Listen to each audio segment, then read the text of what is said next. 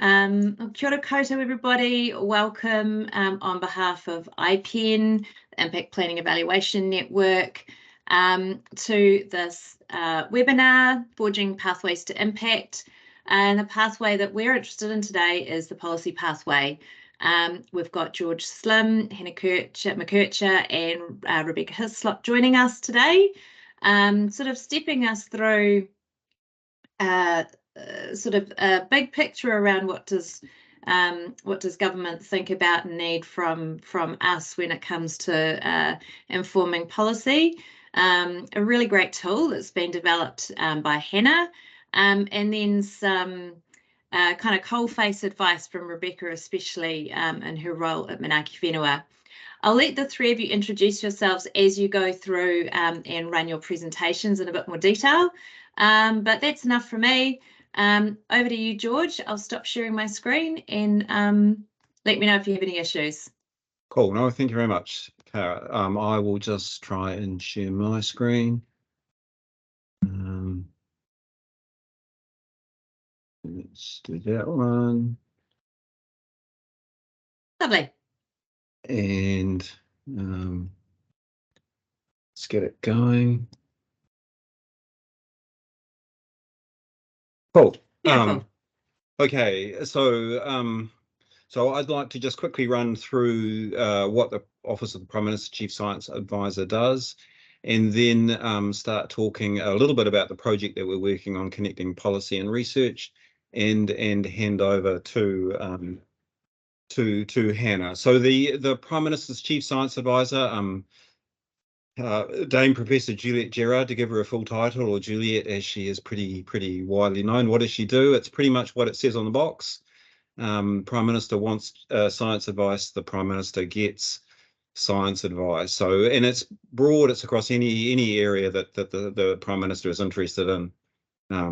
And so we can't really do it all. So Juliet can advise herself on the simple stuff, or else we have to go out and find people in New Zealand or around the world who can do it for us and feed that information into the Prime Minister, and other ministers can access if they want to, or the Prime Minister can ask us to work with other ministers as they develop a policy. So we pretty much just do what we're told.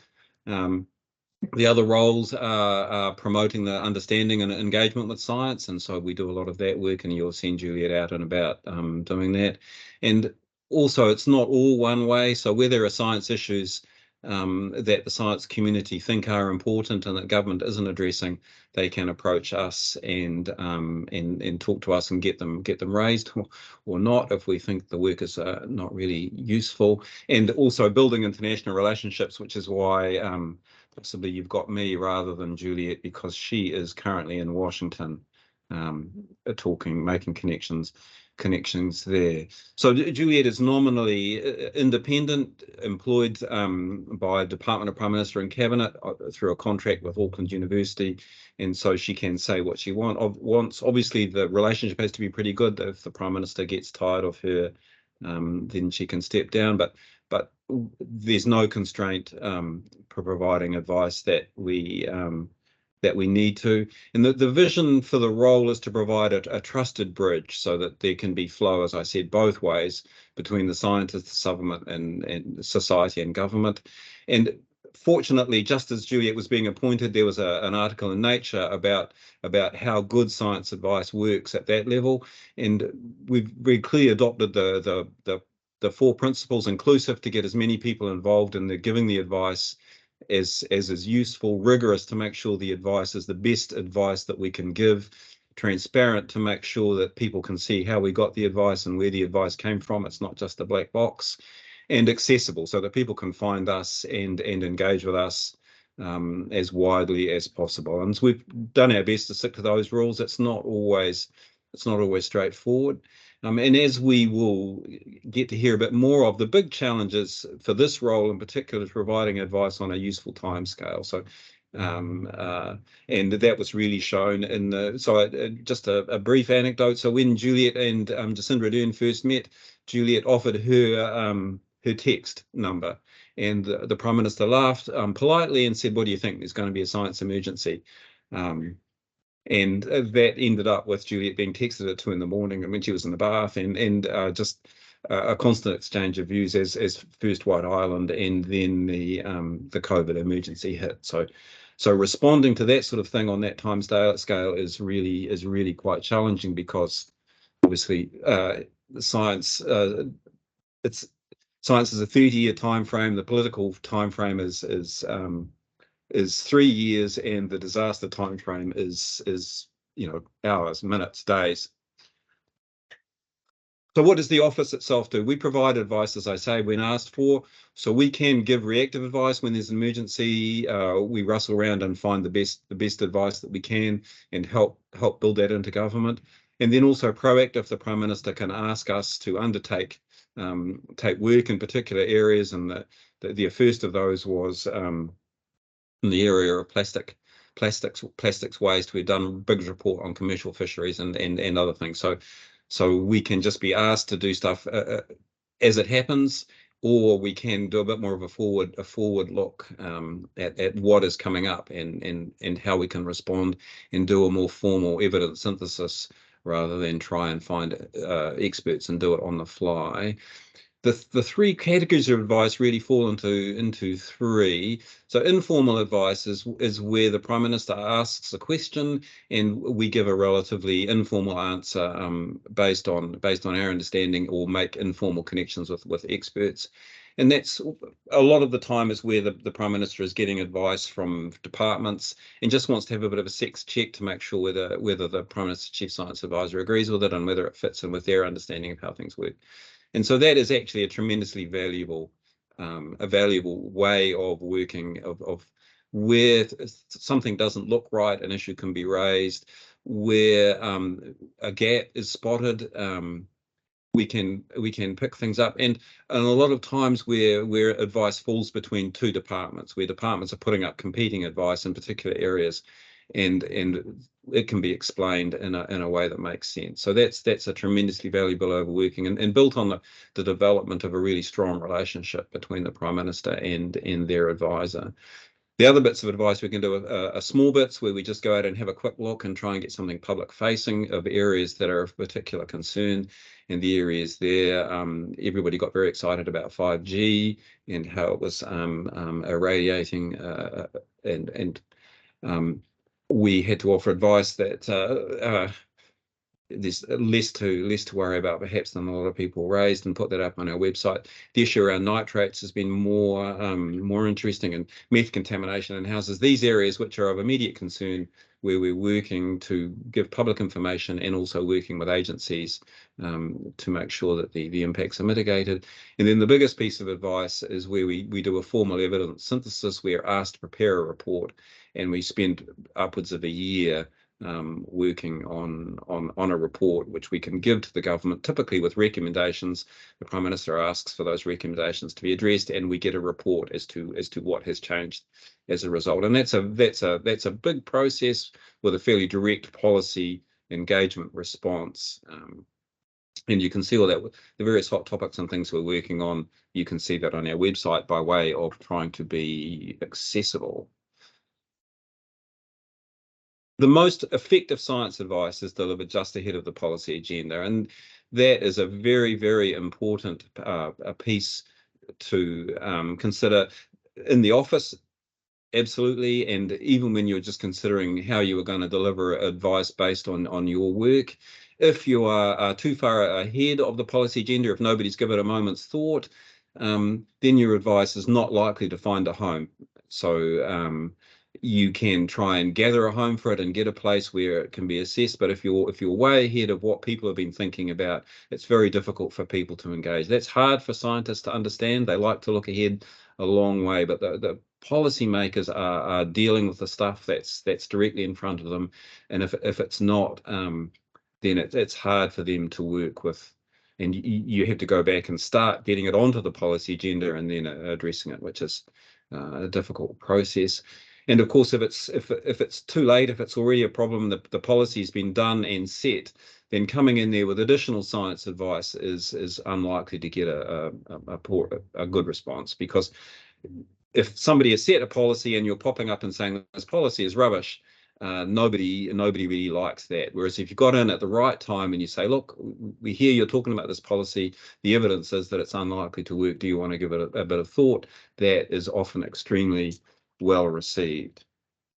So the relationship between science and policy is a little bit fraught, and so Juliet is the second of the Prime Minister's chief science advisors. We are currently only on our third Prime Minister who's had access to this in New Zealand.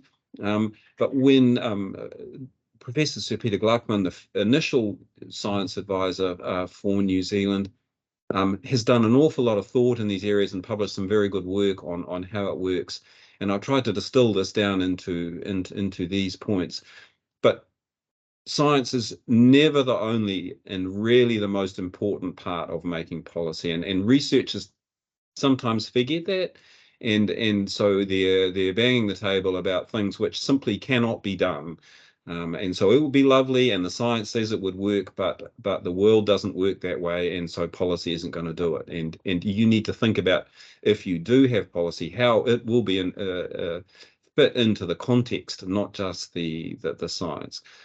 And the other one's presenting the facts. People should know that. If standing there and shouting that this is the truth at people does not change minds, the whole people make up their minds on values rather than the facts. And science debate, often people start talking about the facts when they are looking at facts from different sides and using different sets of values. And the other thing about science is good at identifying a problem. Science is very good at giving you the options for the problem. Science does not really tell you which option is going to work. So you need to build that into your thinking. Science struggles to give timely answers, as we've said. The time frames are just different, and that needs to be understood. And also, politicians are elected and they make the decisions. It's not up to scientists. Give the options, say what will happen. You know, if you don't curb greenhouse gases, then the waters will rise and the population will drown. Do you think that's a good idea? Is one thing. What are you going to do about it? Is another entirely. So we've been working as an ongoing project really throughout the whole time Juliet's been in this, is how can we build the links between policy and research, so that when policy is just routinely goes out and looks at the scientific evidence and builds that into the policy making, and that science is conducted in a way that it can feed into that process. And that's not straight. So really what we're looking at is that policymakers can find the science, they can use the expertise, and that researchers can develop research in a way which is useful to the policymaker. And that's an awful lot of odds and ends. So that we worked with universities in New Zealand and a few others and held some focus groups, and then we went out to identify the issues that people faced. And both these slides aren't particularly edifying, but they show the point that I want to make. So we asked what were the things that make science, what makes the connections good. And if you look down through what works, really a lot of things do work, but it involves around relationships. That we had good contacts, that people I work with contacts, that I'd worked with research previously, and that I had an understanding of how research works. And if the barriers are around how can we build research, how can we build those relationships, and are we incentivized to build those relationships? Are there incentives on policymakers to approach researchers, and are there incentives for researchers to make the policy? And do we have the underlying relationships that we can call on because of the different time frames? If policymakers need research in a hurry, do they have the access to the researchers, and do they have the trust? Because if you're building research into your policy, you need to have a trust that research is correct, or at least justifiable. And if you are a researcher, you need to trust in the policymakers that they won't misuse or misrepresent your report. So the key things that we found really needed to do to kick this process off, and lots of discussions of institutions and other things that you could do, but we felt that the basics that we needed to do to get this process working were to build understanding so that researchers understood how policy works, which is a huge gap in our learning and education. Very few people outside of government understand just how government works. It was Bismarck who said, wasn't it, about the sausage making, you don't want to get too close to it because it's a messy business, but once you can get a good result if you do it well. We need to build that understanding, and then we need to make sure that we have the context and the relationships are built, and then we need to think about a system which incentivizes both policymakers to contact researchers and researchers to base their to do research which is useful to policymakers. And so that was a slightly garbled, because I really hate talking to my own screen and nobody else. A slightly garbled run through that. I'm happy to take questions or just hand over to the next speaker.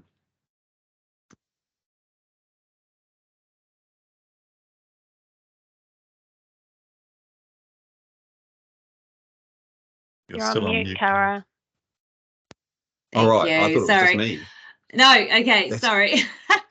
My dog was barking before, my office buddy. I was just saying, yeah, we'll hold the questions until the end, but please put your questions in the chat if you have any, and you don't want to forget them.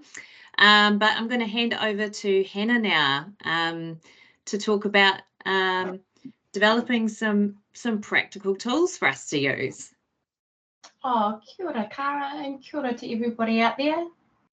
I'm going to see if I can share my screen with you. And George, you can just hit the stop share button. Oh yeah, sorry. There we go. All good. I shut it down without stopping the sharing. Right, how's that going? Can people see? Beautiful. Oh, cool. So I'm an intern at the office with George, and I'm funded by Reddit. So I'd really like to thank them. Just picking up on what George said, my internship is looking at building some tools and resources to action some of the findings that George and Kat had. She's got a cracking report that I'll put a reference to at the end of the talk. And I'm really focusing on early career researchers.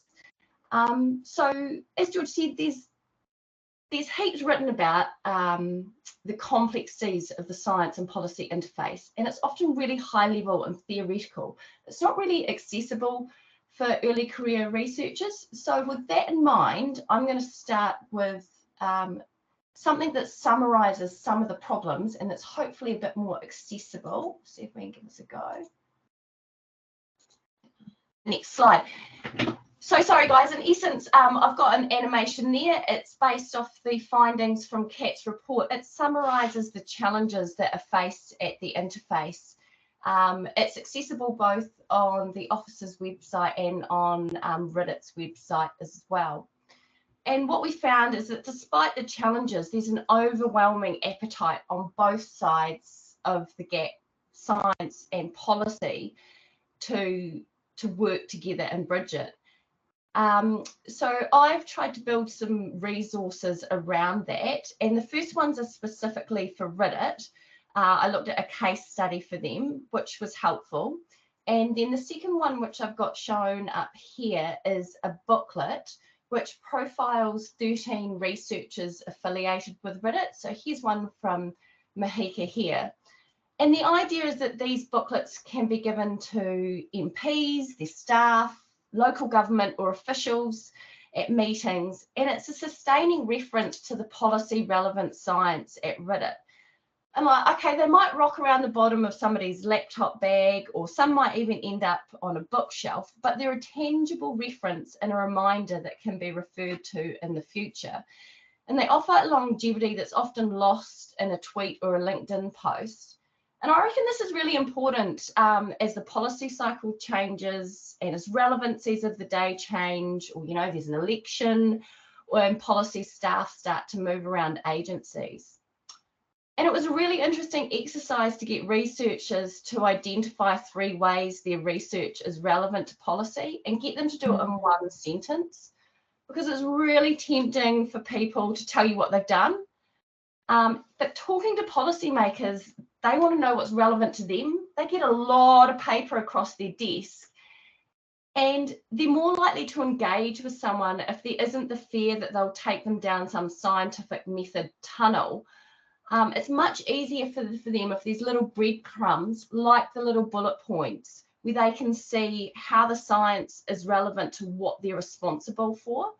So it's about, Rebecca hinted this towards me, it's about relating your work to the roles and the responsibilities of the agencies and why they should care. We're not always in crisis, thankfully, so it might be just the really mundane things like helping policymakers or the agencies do their job better and do it more efficiently.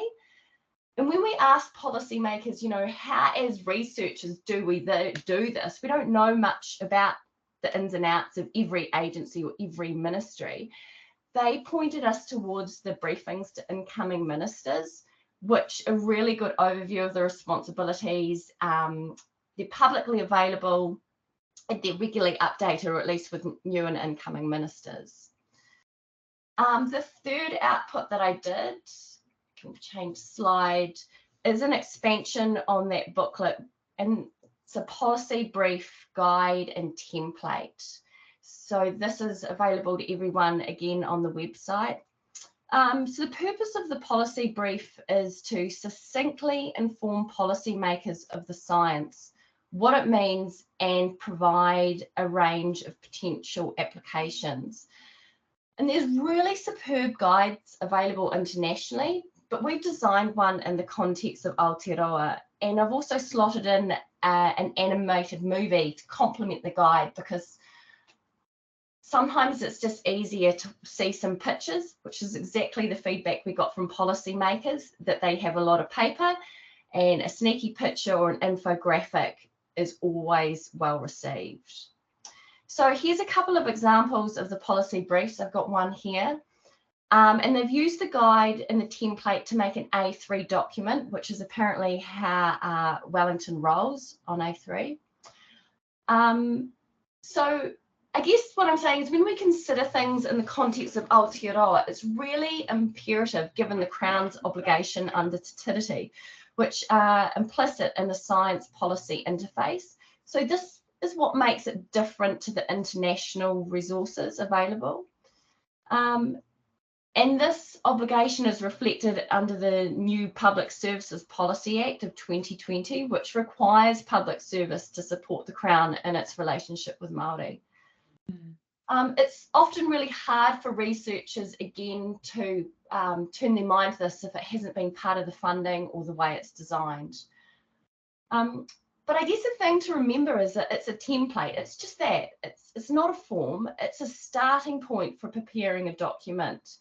And again, it's really important in the context of Aotearoa, which is 2 rich knowledge systems, the Western science and Mataranga Māori. So both inform policy, but they do so in different ways.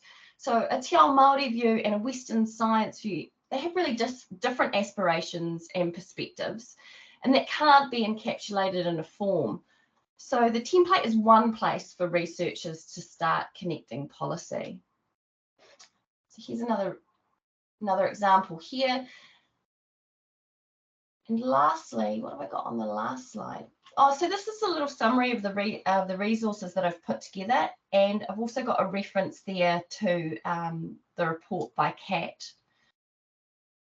And I think the last page I've got here, these are an exception. These are some really good, more international references available, and I'll highlight the second one there, which is designed to give some tools and advice to early career researchers. So, Cara, do you want me to address the questions now or later? No, we'll come back to them and we'll do it as a big wrap up. But that's awesome. Thanks, Hannah. Yeah, and lots of lots of really complimentary messages to what iPEN has been saying. And thank you to, sorry, I've just got something in the way. Aaron, we'll fix that. Okay, so over to Rebecca to give us some further sort of observations, comments, and friendly advice from inside a CRI. Okay, hopefully that's working. Can you see the presentation? Cool. Okay, so I'm prior to Manaki Rebecca, Whenua, if you just present it, hit the presentation. Use the present thing. Yep. Here we go. Beautiful. Lovely. Okay, cool. And I'll move you out of the way so I can read my notes. Okay, so prior to Manaki Whenua, I worked in central government in health and the biosecurity areas, so close to 20 years. So I'm going to give a bit of a high-level overview of government and kind of how it operates, what it's like working in government, to give you a bit of insight, and talk about roles and responsibilities, decision-making and decision-makers. And you might ask, why is that important to know? Because it's all about context. So if you're somebody working in government, you spend a lot of time asking decision-makers to make a decision, or you're working towards asking decision makers to make a decision. But I'm going to start with kind of definitions around policy and what is government, because they're slightly two different things, but also not. So I've got a definition up on the screen, but public policy is difficult to define and there's no agreed definition, but it could be defined as the sum total of what government does. However, it's worth noting that within government agencies, policy tends to have a more specific definition, and I'll talk more about that in the next slide. So what is government? So there's three branches of government: the judiciary, which I'm not going to go into, the legislature, which consists of all of the elected members of parliament and the governor general, and the role of the legislature, I can't say it, is to make laws and to scrutinise the executive. So the executive branch is what people generally mean when they are referring to the government. It consists of the cabinet, which is the key decision-making body in government, and it's made up of ministers, who are the members of parliament who have portfolio responsibilities, and some of those sit out of cabinet, and all of the government departments, central government departments. So the role of the executive is to decide policy and propose laws and administer the law. A big kind of message is the scale of government is too big to be totally managed by elected policymakers. And so government's divided into manageable units like portfolios and government departments. And almost all decisions are actually devolved down to individual ministers and public servants and other organisations. And the decisions that these people can make, and often the process or things that they have to consider make those decisions, is established through legislation. So that means that elected policymakers only pay attention to a tiny proportion of the work that government does. So a lot of public policy, using that broader definition in the first slide, kind of happens without much attention from elected policymakers or the public. So just walking through this slide, when a new government is formed, they set the policy agenda, which are the problems and opportunities the government is looking to address in their term. Ministers decide the direction and priorities of their portfolios and are responsible for answering in the House on both policy and operational matters. Government agencies are working on the current government's policy agenda, but also a substantial amount of work that they do is also delivering on policy decisions that were made on previous governments about what the government should be doing and delivering. So the work that agencies do largely falls into three kind of areas, which is the big P or strategic policy, which is generally the work that supports the current government's policy agendas and ministers' priorities, and where there are those big political decisions to be made. And this is the work that agencies will refer to as policy, and the people working in those areas will have policy in their title. So they look at policy options and review previous policy decisions. And so policy interventions can include new acts and regulations, and economic incentives, guidelines, communications, all of that kind of thing. And then there's kind of little p, or operational policy, and this is largely around supporting ministers on their more kind of routine decisions and agency decision making, and how internal rules and processes and policies around how the agency delivers on its roles and responsibilities that are delegated to it through the legislation it's responsible for administering. So people in those areas may have operational policy in their title, will be called advisors, and will sometimes support the strategy areas and the operational areas to work together. And then there's a lot of operational delivery or implementation going on as well. And this is about providing the services, administering funds, undertaking enforcement and that kind of thing. And people working in those areas have a variety of titles and could be called advisors. They're not cut and dry, but it gives you an idea of who the decision makers might be, depending on what part of the organisation those people are working in. Different agencies do more or less of these. MFE, up until recently, was largely called a kind of policy shop. They sat very much in that strategic policy area, and the operational delivery is largely through councils. But they have recently started to move more into that implementation area with the legislative review that's been going on around the RMA, or the reform that's been going on there. DOC, for example, is largely operational. And a bit of operational policy, but with Te Mana o Te Taio and the conservation law reform that's being considered at the moment, its policy has expanded more into the strategic policy area. And MPI has huge operational business units in food safety, biosecurity, forestry and fisheries, but also does a whole bunch of ops policy and strategic policy and enforcement and all sorts of things. So that gives you a bit of a flavour of that. This slide is about the types of things that decision makers in government consider when they're making decisions. Why is this good to know? As I said, when you work in government, you're always asking decision makers at multiple levels within government to make a decision. And if you understand the type of information that people in government need to know to help decision makers make that decision, then you might be able to help them do their job more effectively and potentially save them time, which is always a bonus. You might also want to think about where your interests sit. Is it around getting something on that more political agenda, or is it around helping agencies to do their job better or meeting their roles and responsibilities better? Because this might be an easier pathway to creating impact. So when you talk to people in government, and this probably reinforces the previous presentations, context and timing are crucial components of decision making. For context, advice is framed around the outcomes that the decision maker is trying to achieve and their roles and responsibilities, and often the roles and responsibilities of others. And at the ministerial level, that kind of context can be found around political announcements, coalition agreements, etc. And at the organisational level, there are system and organisational strategies and plans and statements of intent.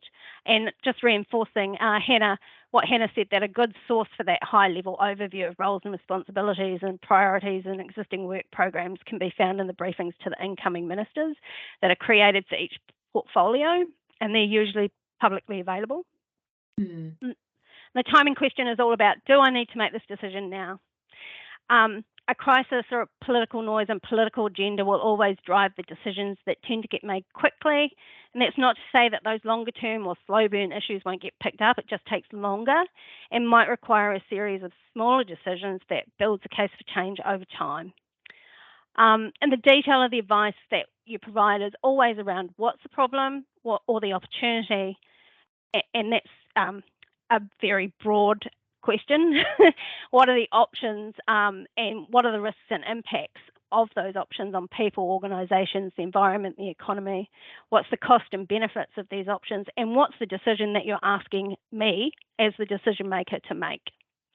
So if you're wanting to engage with government, and I would reinforce that relationships are really important, I'm going to start with a short story that might give you some tips. Quite a while ago, I had some researchers come and talk to me about a problem. They had a really lovely presentation and telling me all about the problem from a science perspective, had some great graphs and pictures, but they didn't ask me anything. If they had, they might have found out that I'd been working on that issue for 2 or 3 years.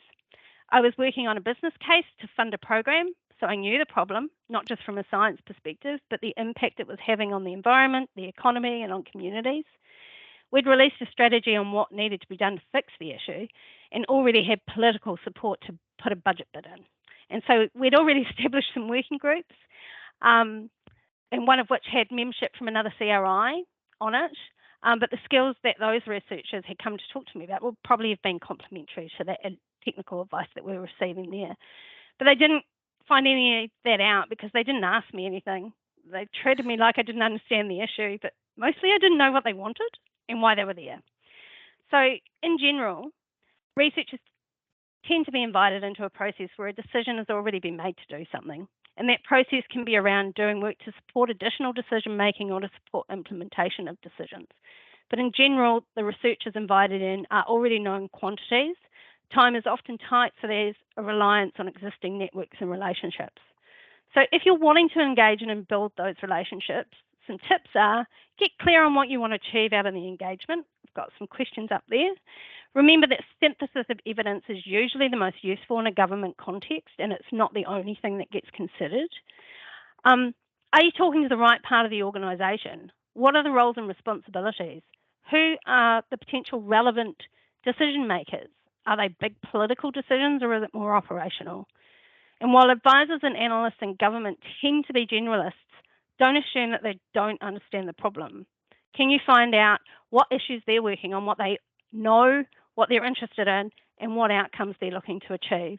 Are there others that you should be talking to, including in other agencies, CRIs, universities? And lastly, are you clear on what you bring to the table and how you can help, and what is your ask? And reinforcing, keeping it short and high level. Thanks. Great. Oh, thank you, Rebecca. Gosh, so many great pearls of wisdom from all three of you. I would like to open up for questions just really quickly. Already fixed that link.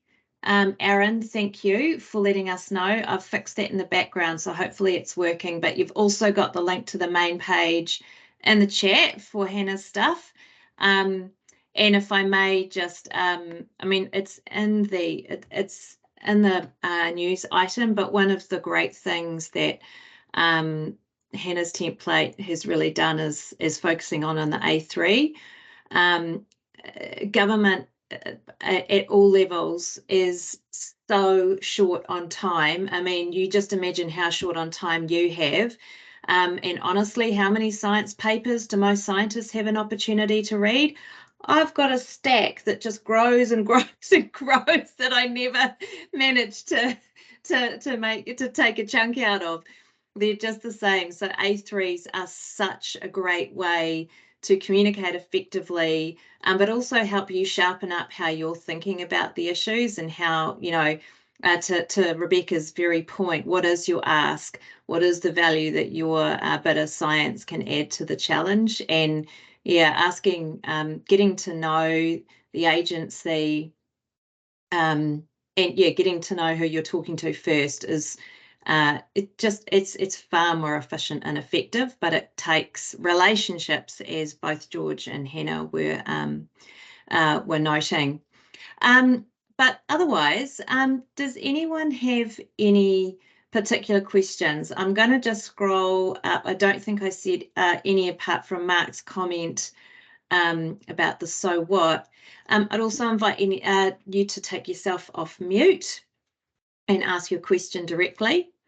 But I'll give it a moment, but I've got like 2 pages of scribbled notes of things that I'd love to ask if others don't. Hi, Cara. It's Ross here. Hey. Hey, I just raised a question in the chat. Oh, you'll see it fantastic. there. You might like to read it out. Oh, yes. Oh, great. Okay. Yes, thank you, Ross. Okay, it seems that so much depends on knowing the right people and having relationships, but both researchers and policy people struggle for time to build relationships, which seems to be compounded by high turnover of policy staff. How big an issue is this and how do we deal with it? Yeah, 100%. George, Hannah, Rebecca? Yeah, no, I'm trying to address that. So yes, it's a huge issue and it's a nightmare, and there's underlying issues in the civil service around how it's organised and how it gets promotion and a whole range of other things which don't promote sector expertise, which is, I think, an underlying problem. But I guess I'm on the science side, so I would think that. So you do have to build relationships. You have to, if you want to keep those relationships enduring, you can't just have it with a single person within an agency. You have to have a bit broad. So talk to groups and group leaders and people like that. So you've got a few other ins, and there are other ways of kicking off, which is probably getting down to the more practical things. If you have a name, so yes, so academic papers are useful and they provide the basis for what you do, but there's a whole range of avenues. Twitter, not so useful now that it's been taken over by that fool, but The Conversation and other magazines that dabble in the policy sphere are tremendously useful, and politicians and indeed policy people read them and use that. There's the Science Centre, the SMC Science Media Centre, which obviously that gets you known for good or evil, so you need to be careful with that. But yes, so if you, and this is one of these things where not all researchers can do everything. But if this is your bag, if this is what you want to do and you're passionate about doing it, then it's worth putting in the effort. And then that becomes your thing. I think at some point a researcher needs to decide, am I going to put the effort to build and maintain those relationships, because it is costly. And if they don't, then take your research in a different direction. But if you do want to do this, then you can't manage without. It's the same deal as commercialization. If you want to have those impacts, you have to put the time in and get the context and understand and build the relationships.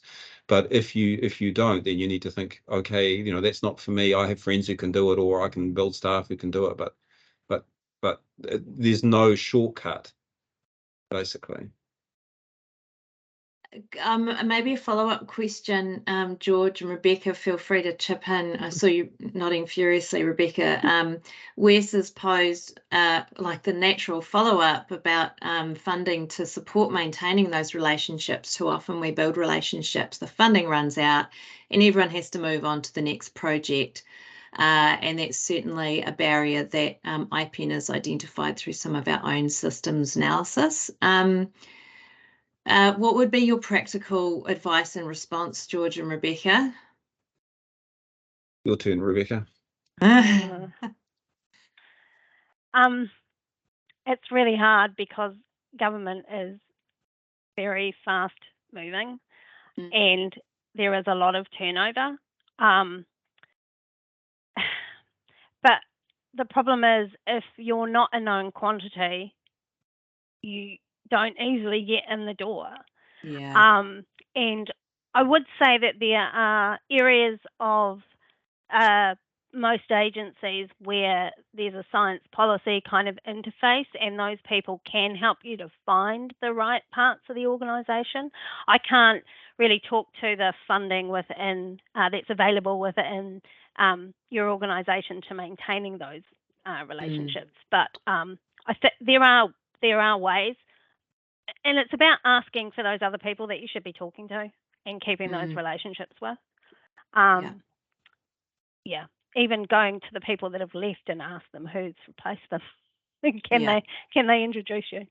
Is a good way. And certainly from my experience as well, into a slightly different context, but it's the same thing. Maintaining those relationships doesn't mean you need to be writing an essay email. It's forwarding something that they might be interested in. It can be quite short and sweet and simple. It's just reminding the people that you're there and you're interested in what they care about. Or if you're in town, meeting up for a cup of coffee. Yeah. Wellington goes on coffees. Indeed. Rebecca, while you've got the mic, there was a question from Robin asking any feedback on the value of Manaaki Whenua's link seminars and helping overcoming turnover and gaining reach. I think, and maybe you can tell us what those are. Yeah, I think they've got really good reach, actually. I think there's an increasing number of people that are coming into them, and know about them. So they are a really good contact, and I'm not sure, and I might need to talk to Christine about this, about how much follow-up there is from people, but they are really good. I think the problem is that the older ones are all up on the website, and people probably don't necessarily go back and see the ones that they haven't seen. Right. But yeah, I think they are a really useful forum, but you still need to back it up with the relationship building. And Rebecca, these are these webinars that you're sort of in the public domain, just explaining what Manaaki Whenua does. Yeah. So we have, cool. they happen quite regularly. Gee, that'd be nice to have for some of the government agencies, eh? Okay, we've got a couple of other questions, but Loretta, you've got your hand up. Would you like to take yourself off mute and ask your question? Yeah, hi. Oh, hello, yes, I put my question in the chat box there. Yeah. It was, are there any thoughts on including kaitiakitanga in evidence-based policy development, and what do we need to move it forward if we're not doing it well? Mm. Do you want to talk to that, George, or? Yes, I'll give it a crack. So yes, there is a huge drive, I think, to get more focus on that in policy making. I mean, the difficulty is, again, the relationships and the links and finding out how it works, and getting people who haven't been trained in that area to recognise it. And so I think the short answer has been that most agencies are employing more staff to deal with that directly, and those are key people to contact. But yeah, it's involving quite a mind shift in policy development in Wellington to actually take this into account. And the problem is, it's not something that, you know, a lot of more established people don't think of it immediately, and so if it's a hurry, it gets left behind. And we saw that pretty seriously in the COVID response, but and that highlighted it. And so again, the relationships is the key, and a lot of them are kind of being bought in by the agencies, which how else would you do it quickly? Yeah. There's a question from, oh, sorry, Rebecca, were you going to add something? No. Yeah. Good. Ariane has got a question about, for policy or decision makers, what frameworks do they tend to use to inform whether the research is robust, high quality, etc.? Do you have an easy or kind of, is there a straight answer to that one? No. Probably the same way most of the rest of us do. Look at Google Scholar, look at things, and who do you know? Who you know, a lot of it still comes down to so-and-so said so-and-so knows about this stuff, and because you're employed by a credible organisation, you know, there's a lot of shortcuts that we use to figure out whether or not advice is trusted, and then publication records and those sorts of things. I would say also, just because I've worked in quite, you know, in biosecurity, we had a lot of technical advisors that worked in there. So there's quite a strong reliance on them providing that technical advice into some of the decision making in those situations. And agencies have kind of been building some of that up again. Yeah. Right. Tracy just had a comment about the new national research priorities should be great sources of policy advice on important issues, but they'll need to invest in the pathways to policy as well as the research itself. And then Vern's actually got what I would say is a kind of an actual follow-up to that. And again, you might just want to comment where Vern was saying he agrees that this is just like commercialisation and you need to put the effort in. But are we really expecting our scientists to be the ones fronting this, or selected people who are resourced to do this from within our organisations? So I mean, I was having this conversation this morning. So my view is very firmly that it's cast on the scientists at this moment, and that's not working. And it didn't work particularly well in commercialisation, and we do need to start thinking about specific structures supported by the institutions and policy and the funding system to build those links in a very similar way that we've spent the last 20 odd years building the links in commercialisation. It's probably easier in policy. You probably don't need quite the resource. There's not the diversity of area and contact, but it's still, I think, something which the system needs to address if they want to make these links. And again, ditching it on particularly newly starting out scientists to do everything all at once, it's not sustainable. Mm. And I would add to that, if you've got a program, I've worked on kind of big national programs that have used science alongside and embedded it in good practice and working on the ground, but you need people who can provide the technical expertise, the operational expertise, and then out there building the capability. And there's often not funding around that from a government perspective either. And so for me, it's really helping those key kind of decision makers actually understand what it takes to deliver these things. And government's not that great at implementation either. In case you hadn't noticed. I think there needs to be support from both sides and funding and recognition of those roles. Yeah, and diversity as well. And this has certainly been picked up in some of the resources that iPEN's been sharing, but some of the insights that are starting to be synthesized from the challenges that in fact, one that we shared recently is it also comes a bit down to the individual scientists. Some people are they're good at the science and they're good at some of these other things. And so it's playing to the diverse strengths of people, but not, that expecting people to be all things is a real challenge, and quite frankly isn't something we'd expect other practitioners in other sectors to do in the same way. One very quick, one final comment, I think, from Aaron. If things are so relationship driven, there is some risk of an echo chamber effect. Are there mechanisms on the policy side to ensure that this doesn't happen? Researchers can try to push information. How much do policy people try to pull information? Sounds like the Chief Scientist's office do this to some degree. Tara, there's been a hand up as well. Oh, for some time. Oh, I missed that. Thank you, Sue. It's a echo chamber effect. Yes, I mean it's human relationships. It's a really tricky area to build a relationship, which then doesn't kind of gatekeep.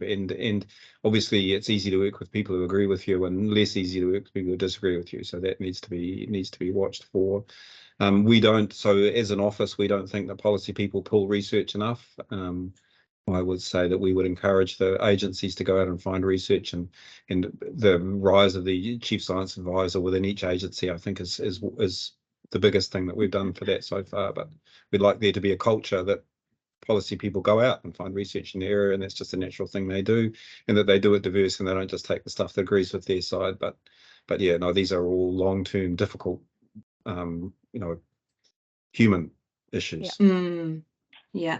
And the time pressures and the being new to an area doesn't always help in that space either.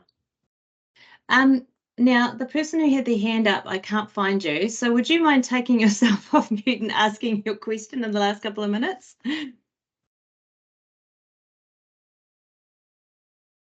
Unless they've gone.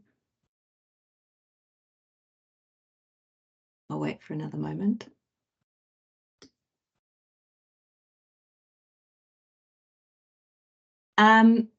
Okay. And Wena, just to acknowledge Wena's comment about the Māori ecological framework possibly helping. Thank you. That's a useful comment to make. Look, in the last minute to go, I just want to obviously take a moment to thank George, Hannah, and Rebecca once again for coming online. I think we could take a whole nother hour just of some questions. We'll share the recording. Just a reminder, you won't be able to access the recording through the Teams link, but we'll be downloading it and we'll be putting it up on Vimeo. So we'll pop the link into the chat that way, but we'll also email it out to everybody once it's there. Keep in touch if you've got any questions, and also a reminder, we're taking a break in June because it's such a crazy month, and anyone involved in government, which includes all of us.